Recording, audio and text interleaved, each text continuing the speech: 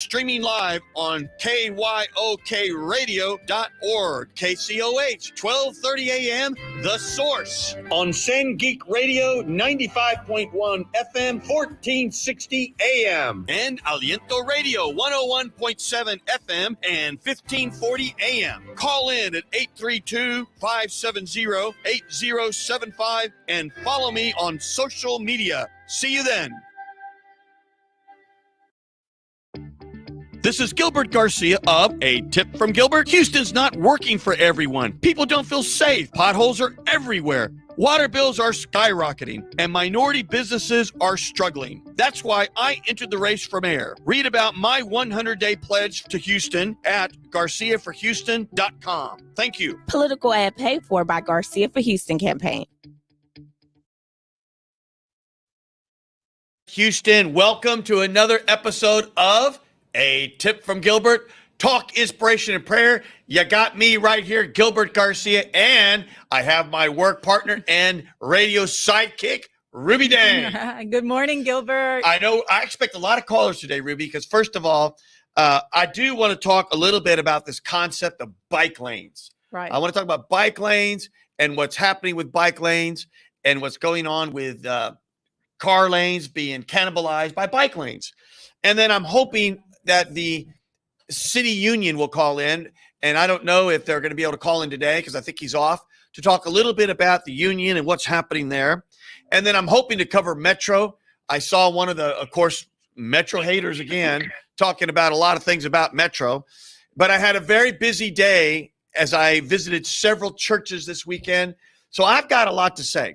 And I know you have a lot to say because you took your two children to Texas A&M. That's right. This weekend was the day, every parent, it's mixed emotions, right? It's what we prepare for, but then at the same time, we're afraid to let go. But both my kiddos are now attending A&M. So it was an interesting, yeah. Well, first of all, Ruby, what are you going to do now? You and your husband. Y'all going to sit there and golly, and you'll be there together.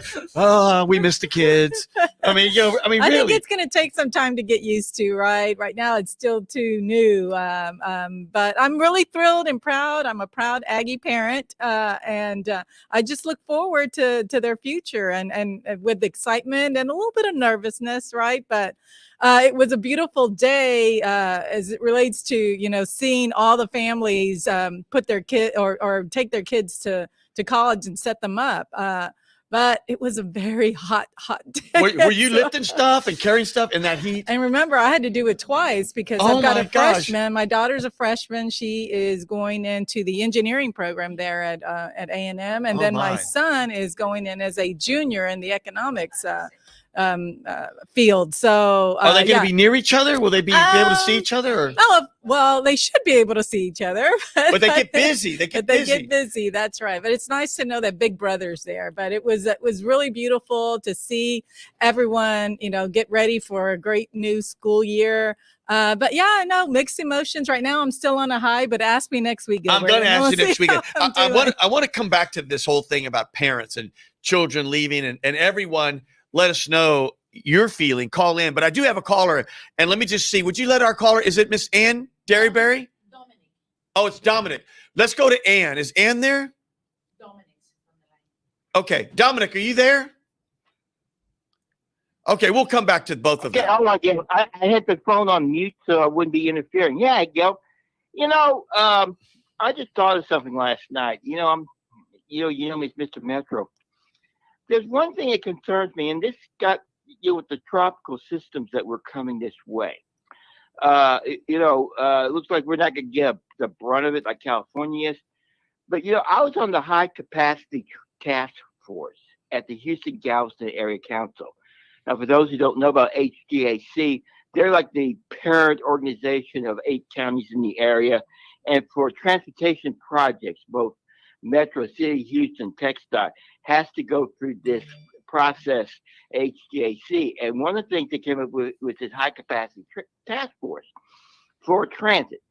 And one of the goals, and we really pushed this considering Harvey, is that the system we put in, the main system we have to put in, has to be storm resilient, which for us is probably going to be winds and flooding. For instance, on the I-10, the inner Hey, Dominic, can I interrupt you for a second? Sure. I have limited time. You brought up something very important. So I'm going to switch your focus to that if you don't mind. Go. It's your show. You're the boss. Well, thank you, my friend. Actually, the people are the boss because the people are the ones that should drive this show. And you brought up HGAC. There's going to be an item on the city charter ballot, or I don't know exactly the terminology, but on the ballot this November for citizens to vote to tell the mayor that they need to make sure HGAC has the voting for the city of Houston and Harris County is proportional to the population. Are you familiar with all that? I do go to meetings, so I can switch. Well, then let me ask you the HGAC, how much money goes through there? Do you know? Because the the word is that so many billions of dollars go through all the time, and the city of Houston, Harris County get very little because we are outvoted. What's your take on all that? Okay. I've talked to David Robinson, that is the chair. He's also one of the 5 council members. And it gets down to this problem. This is on your projects to be mayor. A lot of this money that goes into HJC is being stymied by Austin because of the hatred between Austin and Houston.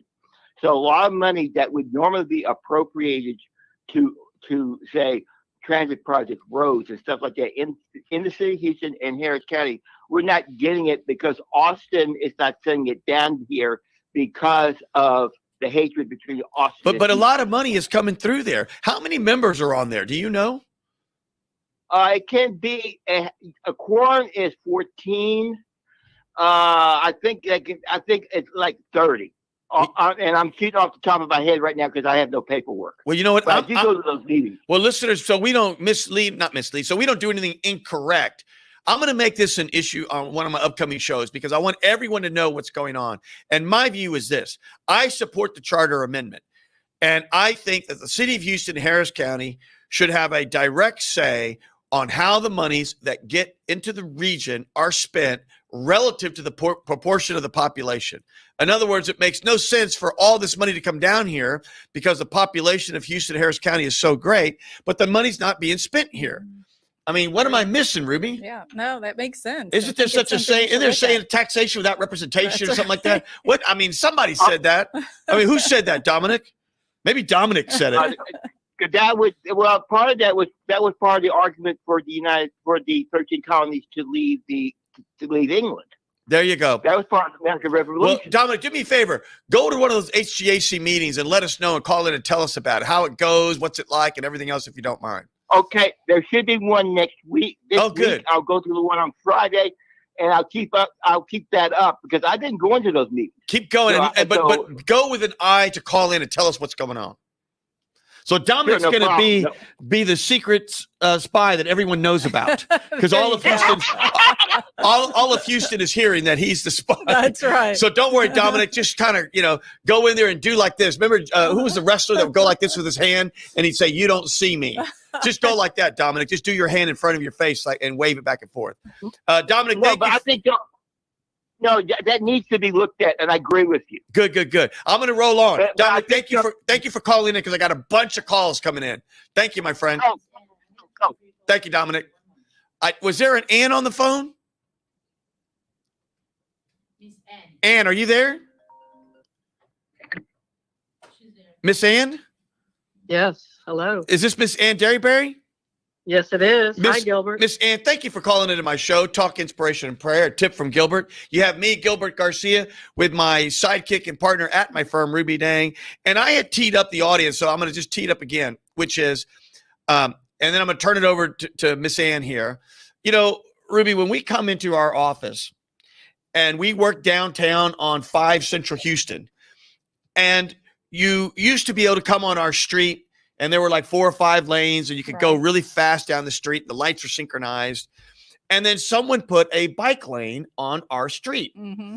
And what's interesting is it's not like we were ever got a warning or any type of, I don't know, not a poll, but you ask people, would you ride a bike if I put in front of your bike lane? And no one did a survey. And what's very interesting, in many of the parts of the buildings, they took up 2 lanes That's right. to put in a bike lane, Yeah. including right in front of our garage. Mm-hmm.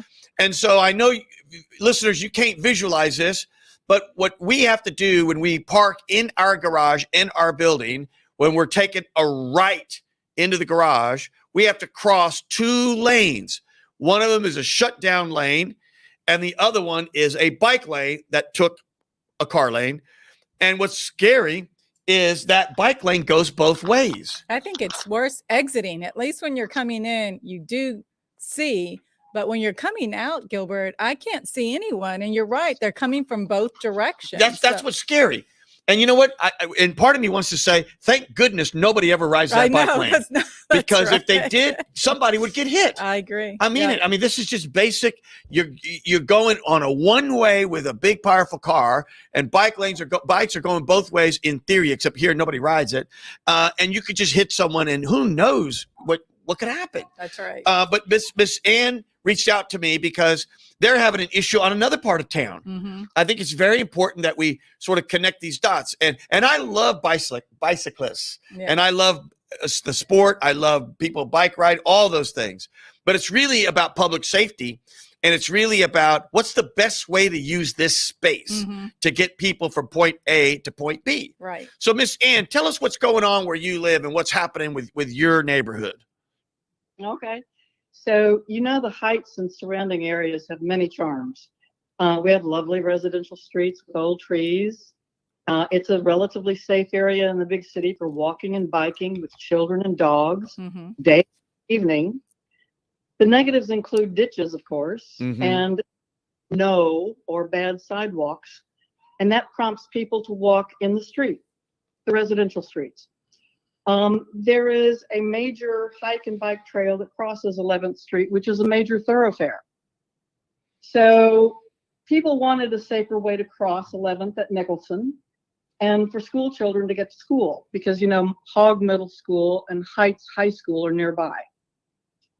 So what the community wanted was a hawk light, which is similar to a light that you may be familiar with at Shepherd and 10th, at Westheimer at Lamar High School, the Museum of Fine Arts. There's also one it's a little bit different, but it's at Yale and 7th Street. And then there's a bike trail crossing light at Antoine, north of Little York. Well, the community wanted a hawk light. Explain to me again what that means, a hawk light, please. I forgot what the acronym stands for. But what is it like a turn lane light? No, it's like a press the button light. Oh, okay. So that you can cross. I know exactly what it is. Okay. Okay. So anyway, someone convinced Mayor Turner. They sold him on the idea of a road diet, but really it was all about bike lanes because West 11th, which runs from Heights Boulevard to Shepherd, wasn't wide enough for a road diet that included bike lanes on either side and a center turn lane. So they ditched the center turn lane in favor of the bike lanes. And that causes a safety problem because now there's nowhere to pull over for emergency vehicles who need to get through, like fire trucks. Oh my. Or emergency EMTs or anything, any police cars, anything.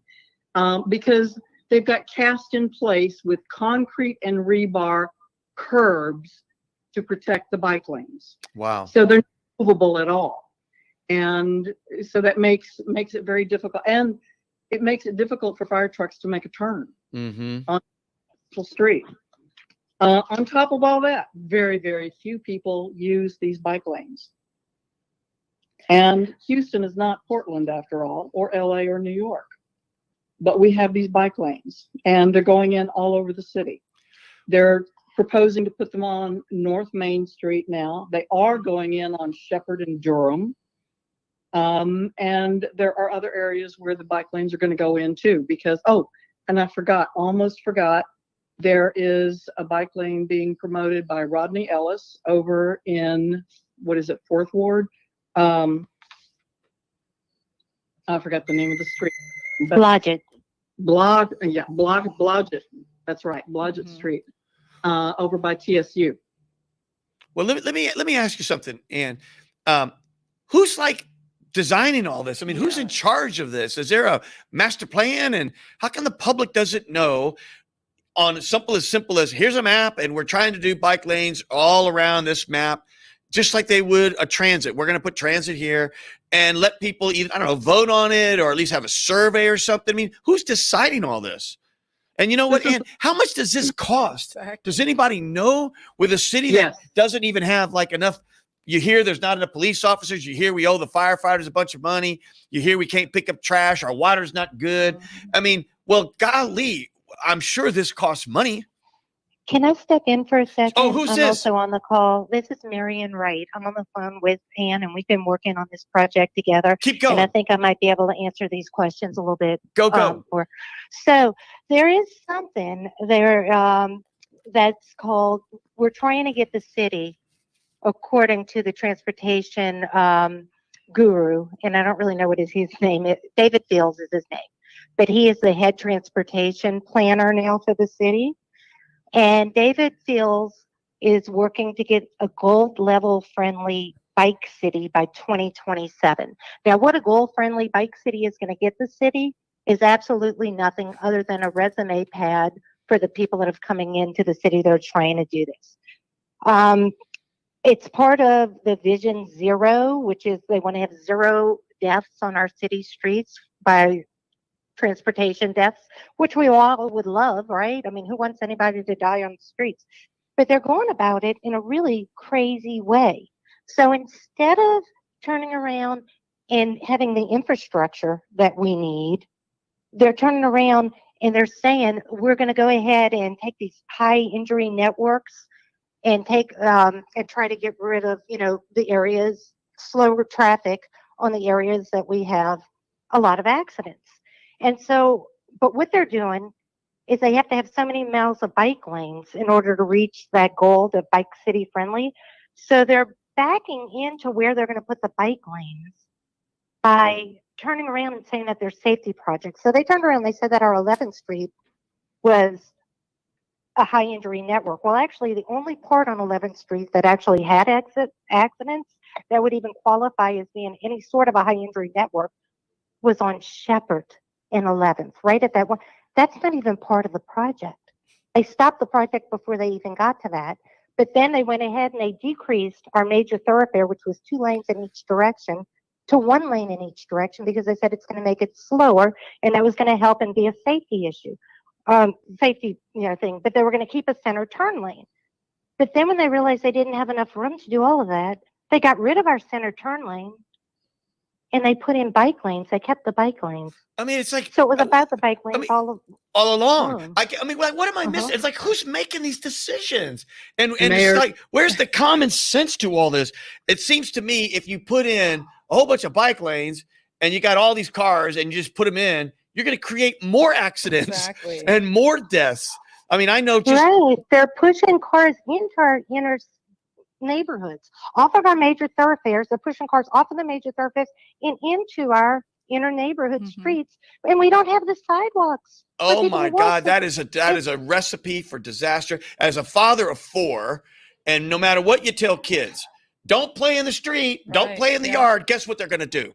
Play in the street and play in the yard. They're going to do it. The ball rolls out and they're not paying attention. And you get cars into the neighborhood, you're asking for trouble. That's what's happening. Oh my goodness. Cars off of our major thoroughfares into our inner streets. And we used to have, the major thoroughfares are on a grid system.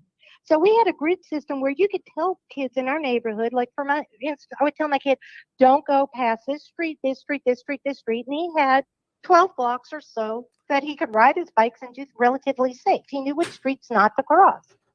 Well, That's not happening now. Well, let me ask you this.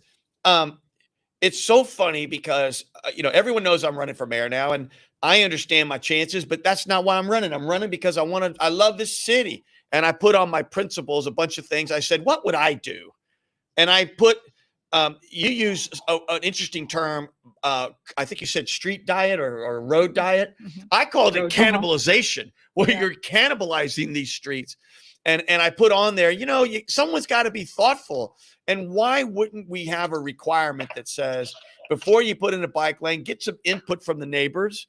And why wouldn't you say, has anyone done any minor study of any kind to see if it would even be used? We had 3,000 people sign a petition against the road diet. Come on, you And did? yet they did it. I promise And you. where did you take those signatures? I mean, and what did they do about it?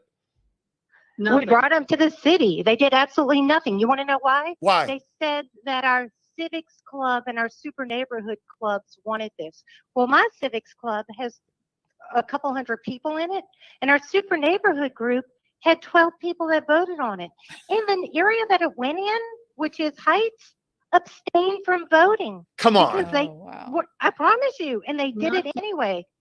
And don't forget, our council member, Abby Kamen, was in favor of the bike lanes and totally ignored our petition. And why is she in favor of the bike lanes? Is she a cyclist? Who knows? I mean, Where did her funding come from for her to get elected? well, Yeah. well, you know what? Okay, We got a lot of this is actually coming out of New York because the head of the transportation department and Bike Houston, the head of Bike Houston, are both from New York. Along from what I understand, a lot of Abby Kamen's money came from when she ran for office. that's what's wrong when money Interesting, can influence decisions instead of the people Mhm. and the neighborhoods. Let's go back to something because I know we've got like 4 callers on the line, but how much does this cost? Does anybody have an idea of Yes. if you put in, I'm making this up, a mile of a bike lane, what does that cost? Or the bike lane project on 11th Street right there. What does that cost? The 11th Street was a mile and a half, and it cost 1.65 million. 1.65 million. Mm. Think Yeah, And about they sold it to us, telling us it would be 600,000. But then once they got everything finished, they came back and they said no, it was 1.6. And I don't think that was. They had to redo the street as well before they did it, repave it. I don't think that that's included in that. Wow. I think that was So a imagine cost. being told 600,000. It's like, oops, it's now It's 1.8 double. million or 1.6 million or whatever, Wow. 1.2 million. And then you know what? How many sidewalks could you have put in for that? Right. That's what we Exactly. need. More When you sidewalks. just told me you all have don't have sidewalks. I mean, think about that for a second. How many Are you ready sidewalks? for this? Tell They me, then I'm put in ready. 2 floating bus stops on Heights Boulevard. Floating bus stops. Don't even, you have to go see them. Drive by 11th and Heights to see exactly what these things are. They can't even use them because I don't think I don't know what the reason is. I believe it's because they're not handicapped accessible.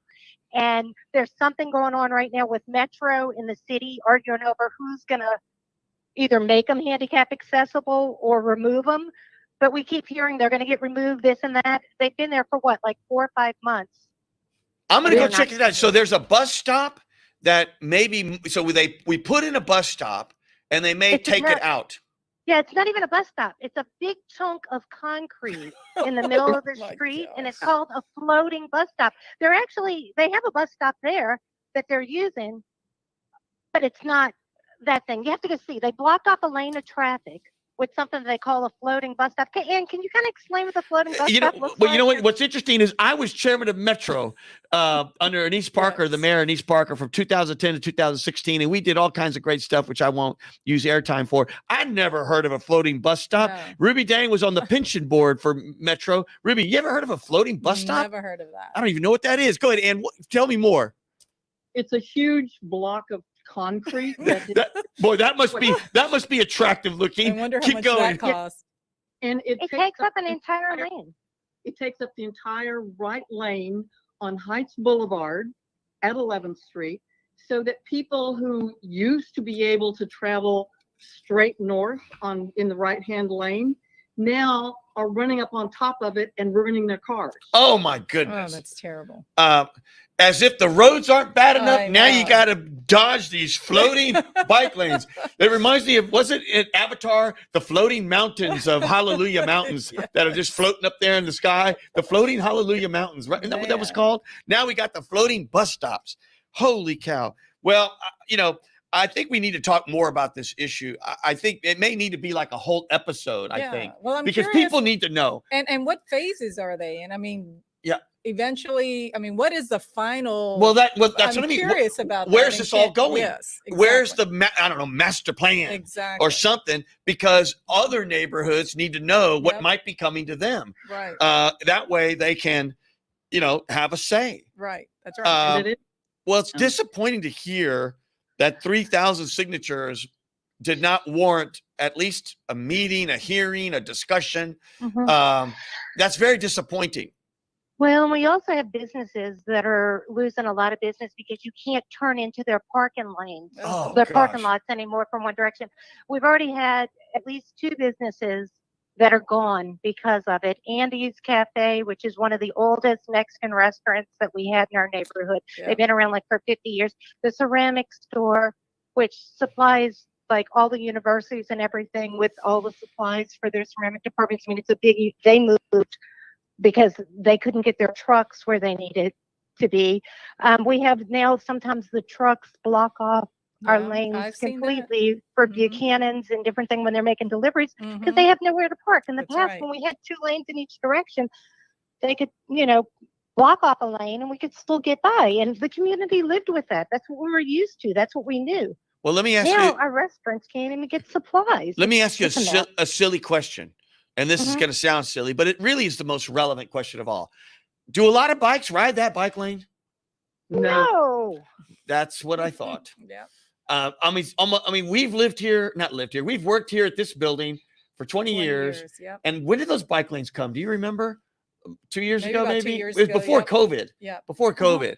I bet you in the entire time it's been there, I've probably seen, I don't know, 8 bikes. Yeah, and even because we have the stadiums close by, you would think you would even see some of those bikes that carry folks from parking to Yeah. the What do you call the stadium. pedicabs or something? Never see them. Yeah, never. They don't even use They it. just use the Well, street. and Well, another thing is that exactly. really has to be brought attention to is that there are underserved communities where you really maybe have a large population that use their bicycles more than what we do in some other neighborhoods because that is a form of transportation. They're not doing that in the neighborhoods. When we do see people on our bike lanes, they're people in spandex that are riding them Yeah. for fun, not people that are getting to school, not people that are going to work. That's not what they're being used for. They're doing it in the gentrified areas, Yep. No, not the underserved communities. that's right. They're The, also the underserved, well, they look like, me and Ruby, right? They're Hispanic, Yep. African American. I mean, let's be, frank. They're using mass transit. Mm-hmm. They're using the bus. And frankly, they're working so hard they don't have time to go on a little Exactly. excursion on the bicycle. None of my relatives ever had that kind of time. and the bus is air they're- Go ahead. I'm sorry. and the bus is air conditioned. Yeah. Yes. And, I remember when I was chairman, we put a great deal of focus for the very reason, and I didn't think of bike lanes when I was chairman, but what I thought of is how do you make the cyclists connect to transit? And so we spent a lot of time designing the buses and designing the rail cars to make sure there were big open areas for the bikes, or to put the bikes harnessed in the front Right. of the Yeah. bus. Mhm. In other words, we thought about that and said, we've got to do something for the bikers and make sure that they're safe and getting around. And that way they can use mass transit to get to like bike paths and park paths that have bicycles. So we did all of that. So you would have thought that someone would say, what a great idea that is. Let's use that. Well, I want to have y'all back because I think this is an important issue. And is it already completed? The one on Well, 11th Street is, yes. They're Darn. about to put one in on North Main Street. So they're supposed to be doing a study now where they're waiting until 2024 to see if it's successful, to see if they're going to make any modification Well, or how do changes they to measure it. success? Yeah. Are they going to see, you mean to see if the 11th Streets are successful? Yes, they won't tell us. We've asked what the matrix are, and we've gotten nothing. Well, So I don't know what data they're collecting or what they're doing, but they're supposed to be doing something. that's just not right. Mhm. As a citizen on the radio, I'm asking City Hall, I'm asking the mayor, council member Kamen. I mean, everyone should know, what is the metric of success? Yep. I mean, what is it? Is it, I'm making this up, Ruby. Is it no accidents? Mhm. Is it, you got to have, I'm making this up, 1,000 bikers a day? Is it the car flow did not slow down? I mean, what is the metric? Just tell us. That's all we're asking. Yeah, there should be no Transparency. reason to want to be transparent on that. And given some of the behavior in City Hall, and I'll say it because nobody will say it, but I will, is, who's getting the contract to build these bike lanes? Oh, I can tell you. Tell Ready me. for this one? Boy, did I just, I just punched a button right there. Tell me. There's a company called Durwood Green. Now you have to go and pull up this company, Durwood Green, green with an E on the end of it. So there was actually, they were accused in the 80s. Actually, they pled guilty to it, so it was more than just being accused. There was some Or kickback. right. What was his name? He was one of the county commissioner. He was on that side of it. Elkins or something like that was his name. Anyway, they built a mile on his private ranch using government stuff. And then there was something to do with Westheimer when they didn't do the right kind of concrete under it. There's some kind of quick drying concrete that they were supposed to do. So they didn't use that on Westheimer.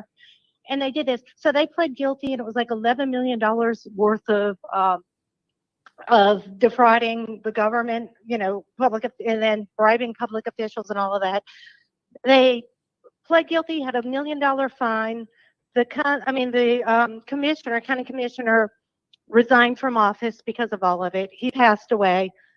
They waited. They changed from having an LLC to a PC or PL, whatever it is, to some other limited from corporation. Got exonerated from their fines. Come on. Jeez. I promise you. I mean, they're stop. now doing like can't business make with that. the city again. And if you pull up Durwood Green, pull it up.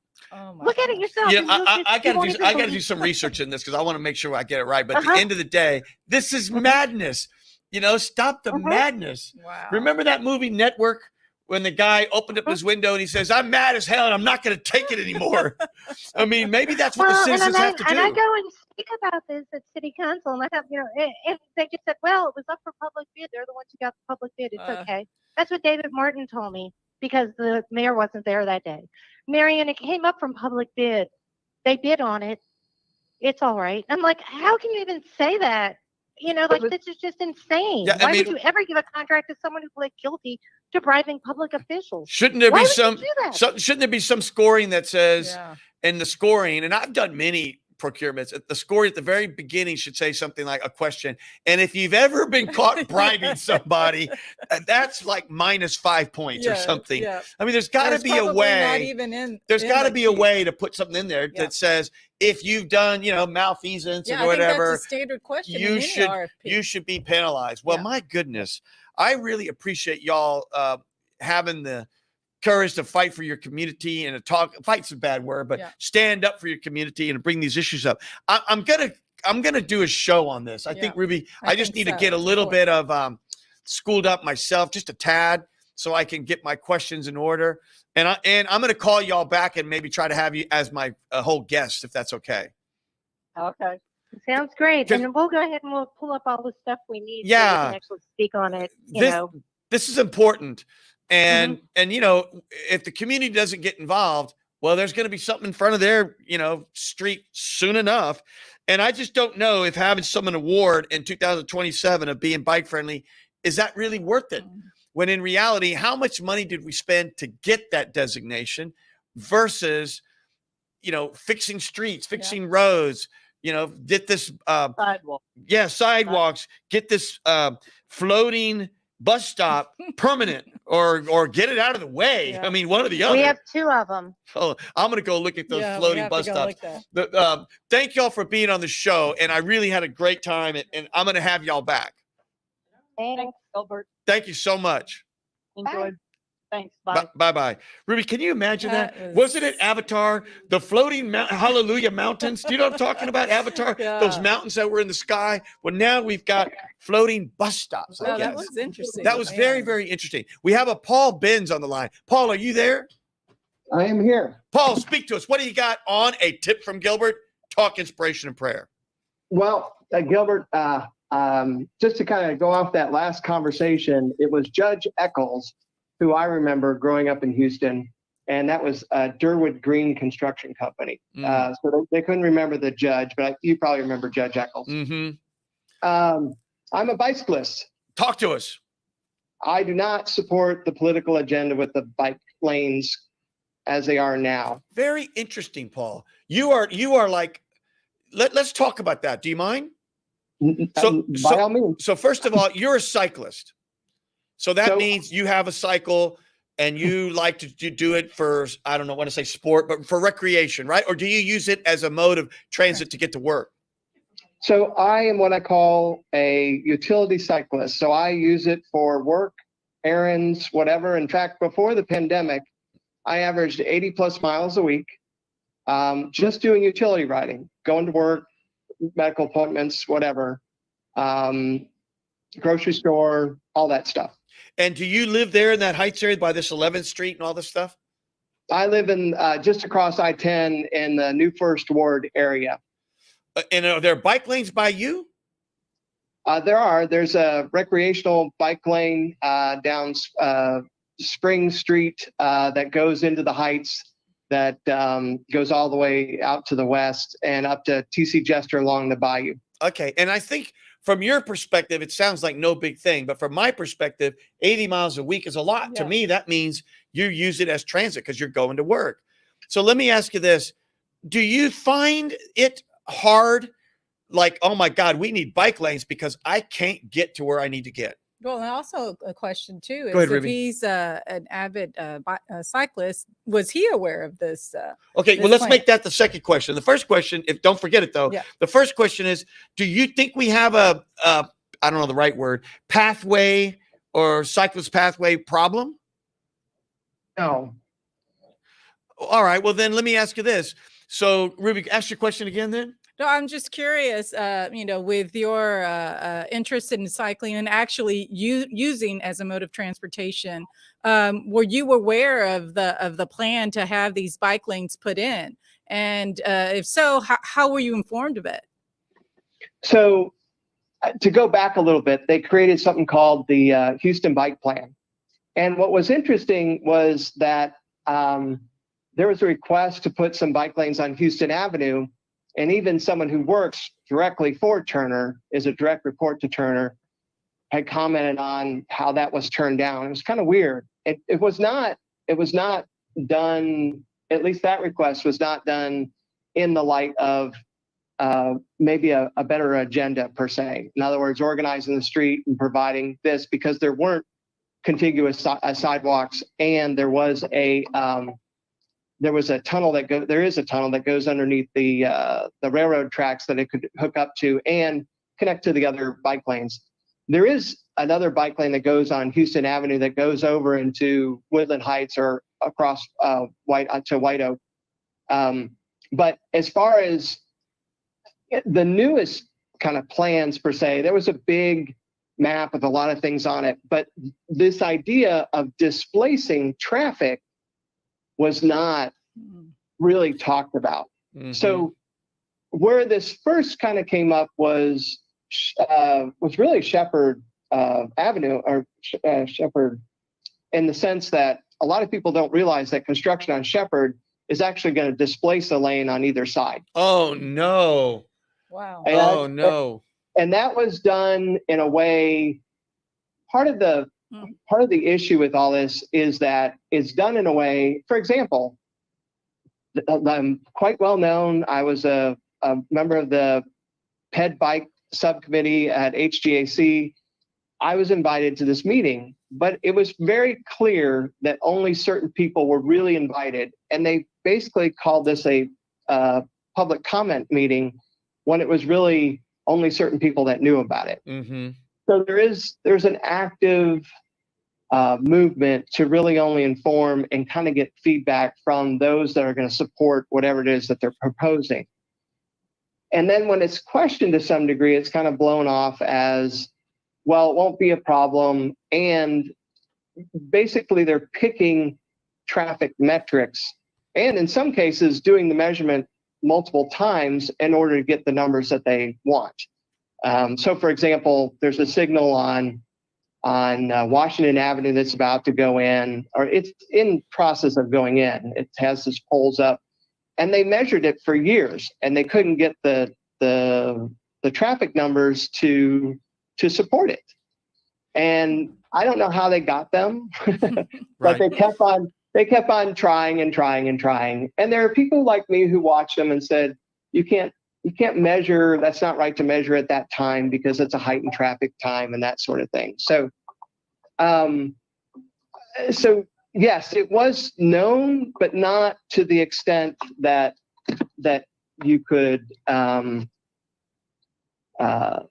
say, okay, it's going to start displacing lanes. So when I heard that it was displacing lanes on 11th Street, I called up and asked some questions. I also called the people at the city that I knew that dealt with that area and got no phone calls back whatsoever. Wow. That's So terrible. once you start questioning it, you get the stone wall. And these are some of these people I knew and had actually worked with on different things. And so I was just asking, legitimate, honest questions. Where are you getting this? What about this? Those sorts of things to understand at least their side also. Well, I guess keep going, Paul. I didn't mean to cut you off. Go. What I was going to say is what I've seen from the energies of people who are doing, trying to bring out the word on 11th Street bike lane is that they're not against bike lanes. They're just against kind of how it's displacing and then it's going to cause other issues in the neighborhood. If they put it on a street over one, north or south, it wouldn't matter really. But why it became so important for the bike lane to go in on 11th Street is a little hard to understand. It's very hard to understand. Well, does anyone do any type of survey or study to say, if we do this here, we expect this many bike riders? So there are metrics that they use, but in my opinion, they're somewhat resistant to going and measuring the actual effect anonymously or over a longer period of time. Don't get me wrong, there are some bike metrics that are done year round, and those are probably pretty good. Or what about this? Do they do a study that says if we take out a lane on Shepherd, how many cars will be displaced, or how will the traffic flow go? I mean, something like that. Or will it go into the neighborhoods? I mean, someone's got to be paying attention. Well, and also including the growth of the city, because there's only going to be more cars That's right. on the street. So you've got to take that into account as well. Well, now you're getting into really deep. I'm just trying to say right now, based on what you know, what do you know? Well, Paul, that is fascinating. Well, I'm going to have you back, Paul, because this is such an important topic. And it just seems to me that there's just not a real plan, or if there's a plan, very few people know about it. And it seems like they're not getting enough input of the feelings of the people. And remember, I'm not in government, but when I was at Metro, we serve the people. That's right. It's the people's money. We should spend it the way the people want. And my own view, and maybe it's because I'm not an avid cyclist, is cycling is wonderful. But things like public safety, things like even having, roads fixed, or things like, there's so many more things that we need right now. Our water working, the infrastructure being improved, flooding things. It just seems more like a luxury, Paul. And because like anything else, we have fewer public dollars and we need to stretch it to impact as many people as possible. I would agree, Gilbert. And one thing that you mentioned the word luxury. There's a little joke amongst several of us, and it's because they call these high comfort bike lanes. Oh, come on. No, I'm not kidding. And the little joke is sort of like, well, you can take a Prius or you can take a limo to the airport, and it's not hard to say which one's going to be higher comfort. And at the same time, that is not a bad analogy for what is kind of going on. And let me say this, my approach, as well as some other people, is more of a skills-based approach versus an infrastructure-based approach.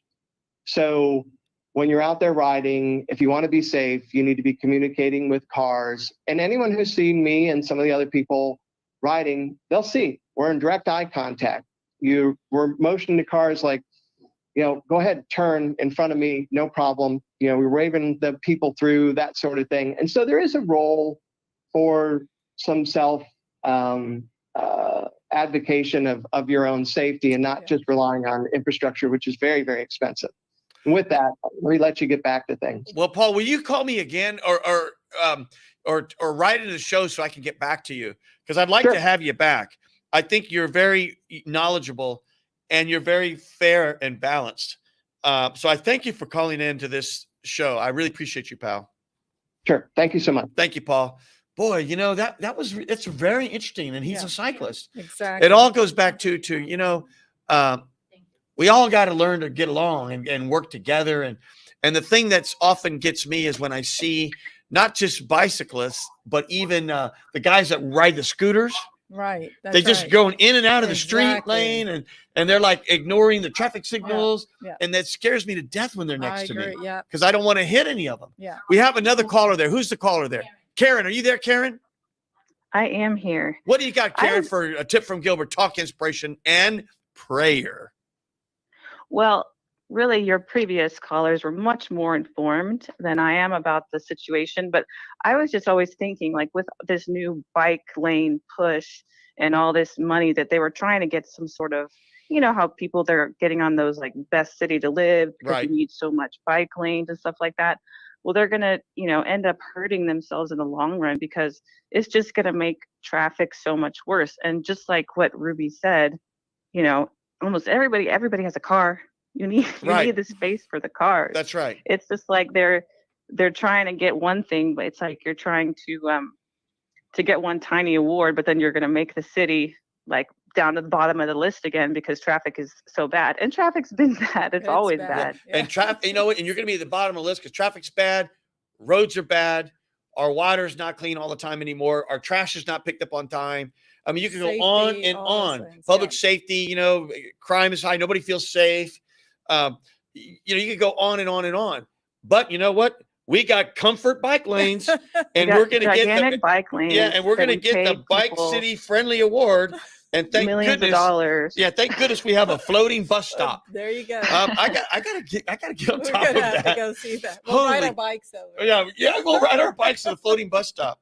Holy cow! Well, Karen, I appreciate you. Do you have any bike trails, not bike trails, but bike lanes around your house? Well, I live kind of close to the bayou, so I mean, whenever I would ride a bike, I would just ride it on the bayou, and that's like, that's a natural way, right, to use bike lanes. Or maybe they have, they've converted, some of the old trails or like old railroads or something into bike lanes, not cut a busy street in half for bikes that almost, if you rode your bike yesterday over the weekend, you probably passed out. It's too hot. Well, I don't. Maybe these comfort bike lanes they're air conditioned or something. I don't know. Yeah, right. They're probably going to hire that same company to put like fans in there. Yeah. Oh my God. What so shady. Yep. What are things coming to? Well, Karen, I appreciate you calling in. So please call in again and please express yourself. Thank you so much, there, Miss Karen. Thank you. So Houston, that's what this station's for. I mean, not the station. This show's for Talk, Inspiration, and Prayer. I'm learning every day about citizens and what they care about. That number is 832-570-8075. It's unbelievable. We've almost spent the entire show on bike lanes. Wow. But you know what? But it's a big issue. It is. And I'm very, very puzzled. I don't know if I'm disturbed or puzzled about the cost and who's doing it and why and where's the master plan. And not everyone was invited to give input. I mean, that's an issue, right? That's a problem. I didn't get a chance to talk enough about your whole venture. I just, you remember what is it where the Griswolds went to Wally World? Yes. I think there should be like the Dangs go to A&M. Was it like that? It was. It's like every person had a car, right? Y'all were in what do you call it? Y'all were like in a caravan. Well, I didn't tell you, Gilbert. We were actually trying to leave the day before, and it was, chaos as we had a flat. Then we realized my son's back tail light wasn't working. No. Of course, the kids promised me they were prepared, but of course they weren't. They weren't So, packed? No. But that's okay. It was the experience. I'm never going to forget. I appreciate that. Well, so at my house, the Garcia household, so Benjamin left about 3 weeks ago. Benjamin he's going to LSU, and he went. And I don't know what it is about my wife, but it's as if she thinks there's no toilet paper in Baton Rouge. She bought a bunch of stuff for him, and he stuffed it on his car. And I looked at it all. I'm like, I know they got to have paper towels in Baton Rouge. I mean, we can't be the only city that has paper towels and toilet paper. Let me tell you, yesterday we were the only ones with toilet paper. Target, yesterday or Saturday afternoon at Target. Yes, they were out of everything. Come on. So your wife was thinking ahead. Oh my God. Well, I take it all back, honey. If you're listening, I apologize, babe. If you're listening, because I just looked at it all. I'm like, I mean, certainly they have trash bags in Baton Rouge, and certainly they have, and oh my God, I don't know how many towels she packed for him. Yeah. It's like towels. And doesn't she know that young men at college, they use the same towel over and over and over? And over. Yeah, and they might have 2 towels, period, total. And the one that they use over and over and over, what they do is they just hang it up so it dries, and they think it's clean, and then they just swap it out. It's not like he's going to go do wash. That's the college experience. I mean, really. Well, I visited a couple of churches this weekend. The Greater Macedonia with Pastor Ben Lewis. And, Pastor Lewis, it really struck me. He had a wonderful sermon about a story in the Bible with someone who, of course, was at the lowest point in their life, and how essentially they turned to Jesus, and Jesus, helped them through that. But he goes, he is so low, he has to look up to even see the bottom. Wow. And what's interesting about that story, because he allowed me to preach, and I can give a sermon. Mm-hmm. That story of that person, that's been me before, Ruby. Yep. And I know all of us in life have gone through a difficult time somewhere, and you feel like you look up and you see the bottom because you're so low, you're below the bottom. Another joke we used to make when times were tough is you could play racquetball on the curve of a street. I don't think I've heard that. I know, right? Let me say it again. In other words, the curve of a street's real low. Right. Well, your racquetball is a real tall. See, never mind. I grew up in a Hispanic neighborhood. Okay, we didn't have racquetball. I understand. I understand. The whole point is this: we all go through difficult times. And ultimately, I think in some way, we often, without even realizing it, turn to God. Yeah. We turn to God because you know what? When you're at the bottom, there's like nobody else to turn to. And so that story really stuck with me. And then I saw the Greater Hope Church with Pastor John, Moses John, and Harrison was there. A gentleman came up and he had asked everyone to wear yellow. And this man had the most incredible yellow outfit. And I had a yellow shirt. And I just said to him, man, I love your outfit. And I said, I'm Gilbert Garcia. He goes, you're Gilbert Garcia. He goes, I listen to you every Monday. Oh, wow. I know. Well, Mr. Harrison, if you're out there. I gave him a big hug and I said, you know what? You just made my day. So why were y'all wearing yellow? Well, because they were celebrating the anniversary of the church, and the pastor said, everybody wear yellow. Beautiful. Remember, like tie a yellow ribbon around the tree? Yes. So I just thought it was a beautiful thing. And for him to say, I listened to your show, it really touched my heart, right? And then I went to Sunnyside to the Missionary Baptist Church with Pastor Allison.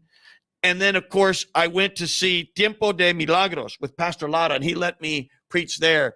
And boy, the very interesting thing about going to all these churches, there's one thing that unifies us all, which is our love for our fellow human beings. Right. When I walked in, here I am, a stranger in their community.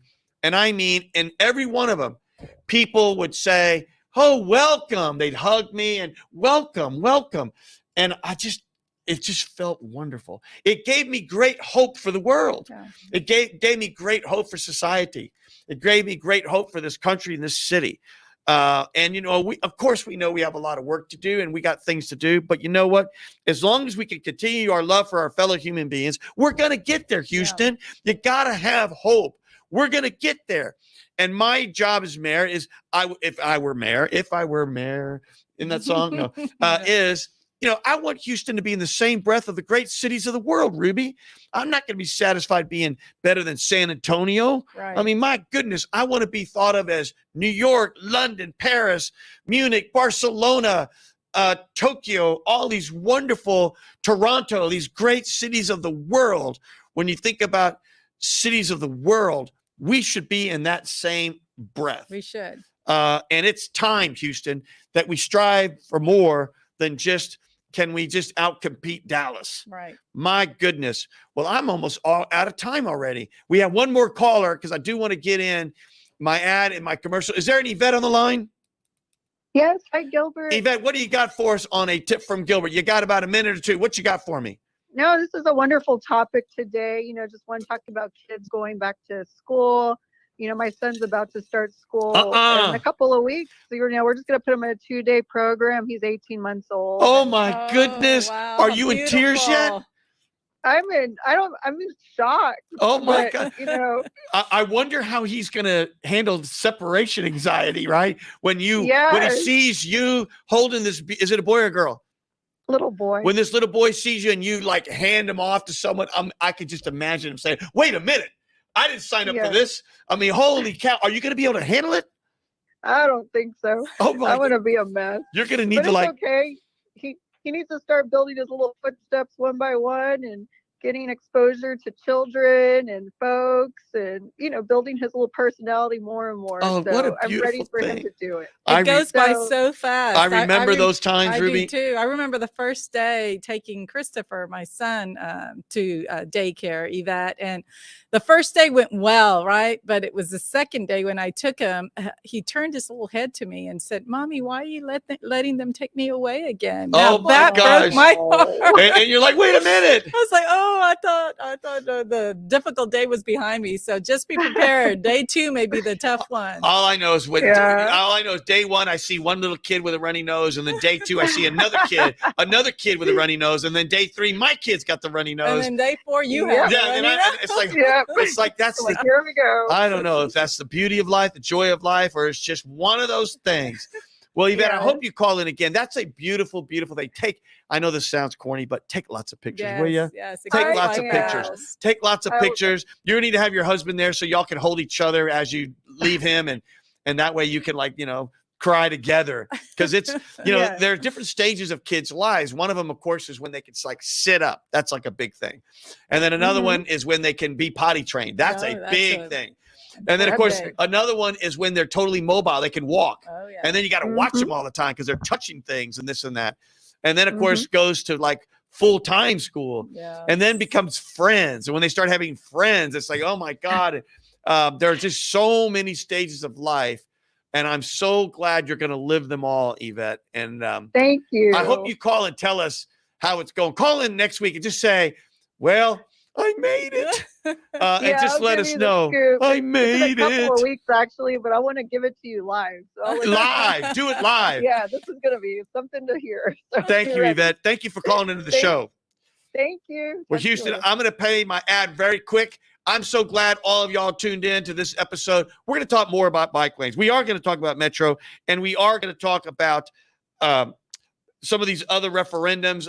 I'm sure I'll have candidates calling in. So stay tuned. That's what we're here for. This is your show. Call in, talk about the issues that you care about, and we're going to help you try to solve them, or at least we'll talk about them together. Let's cue the ad. This is Gilbert Andrew Garcia. Listen to my radio show, A Tip from Gilbert. Talk, inspiration, and prayer every Monday from 11 a.m. till noon on Houston's gospel leader, KWWJ. 1360 AM and streaming live on kwwj.org. Listen on the legendary KYOK 1140 AM and streaming live on kyokradio.org. KCOH 1230 AM, The Source. On San Geek Radio 95.1 FM 1460 AM and Aliento Radio 101.7 FM and 1540 AM. Call in at 832-570-8075 and follow me on social media. See you then. This is Gilbert Garcia of A Tip from Gilbert. Houston's not working for everyone. People don't feel safe. Potholes are everywhere. Water bills are skyrocketing, and minority businesses are struggling. That's why I entered the race for mayor. Read about my 100-day pledge to Houston at GarciaForHouston.com. Thank you. Political ad paid for by Garcia for Houston campaign. And Houston, we'll see you next time.